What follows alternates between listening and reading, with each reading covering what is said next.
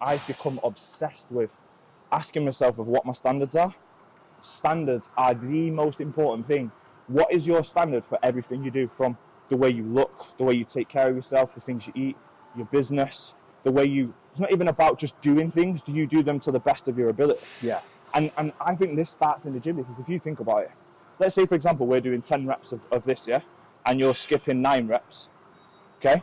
Yeah. Whether it took you another minute and a half, or even 10 minutes longer than what I could do it in, what are you telling yourself by lying to yourself that you're doing less reps? Yeah. And you know, the saying goes, how you do one thing is how you do everything. You're lowering the bar. If you cheat in this, yeah, it's like, for example, if you then go and do it in a video, right, and you're producing a video for someone and you think, well, you know, they're not going to know about that. What are you saying to yourself again? Yeah, I fully so your relate to that. standards are lower. Yeah. And that, honestly, lying to yourself is probably it's the most common thing that we do. And honestly, really easy as well. it's so easy, and no one ever knows, right? Yeah. Like, That's you don't know I just thing. did 9 reps instead of 10 on there. Yeah. And I look fresh now, right? And you're like, wow, this guy's way fit. And in my mind, I'm like, you're a liar, you're a cheat. And this is going to transcend through everything that I'm doing. Yeah. Do you know what I mean? Yeah. And it's like, so what are your standards? What are you doing for yourself? So, and the reason why I'm becoming obsessed with it is because it unlocks a different level of mindset. Yeah. So again, when I'm in pain and I'm doing this, you know, what is stopping going to achieve? What are my standards? My standards are that when it gets painful, I know it's going to give me the most reward. So I'm going to go for as long as I can. And then that's the same thing when I come to do work in the office. I put the kids to bed. I've been knackered because I've been up since 4:30, yeah?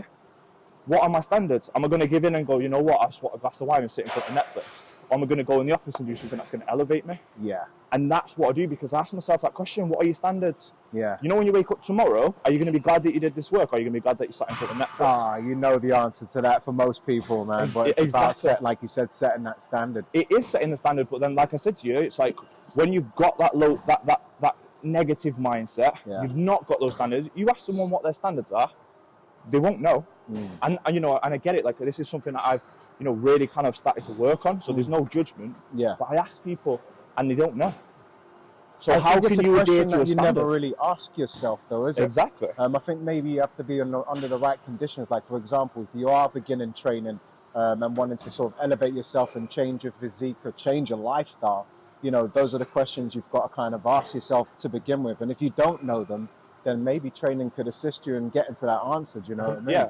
It unlocks everything, because it unlocks the endorphins and the hormones and starts to transition your health into a positive way, so that then you can start to think differently. Because, you know, if you've got an empty fuel tank, your stress levels are through the roof, how are you going to think positive? Yeah. But you've got, you know, people wait around for motivation like it's just going to come out of nowhere.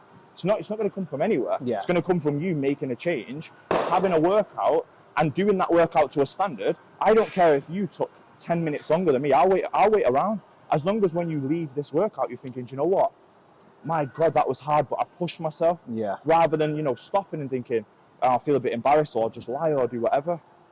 Because that's what's going to then, the next day when you come to the gym, you're going to think, right, you know what, that was tough, but I enjoyed it. I felt good after it. I felt like I'd achieved something.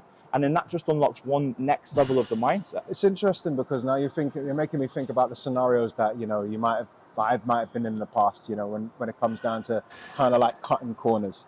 I think that's what essentially we're talking about, isn't 100%. it? Like, you think that, you know, even if I miss a rep or if I drop 5 minutes on my cardio, it's not that big of a deal. I did some of it, you know what I mean? But really, the ultimate sort of result of that is that you're not getting to where you need to be, when you thought you'd reach there. And then that immediately takes a big moral smash, and you plummet, don't you? You're like, Exactly. oh, I've done work. Why am I not seeing the results? But really, you haven't done all the work you needed to do. You don't remember the lack of effort.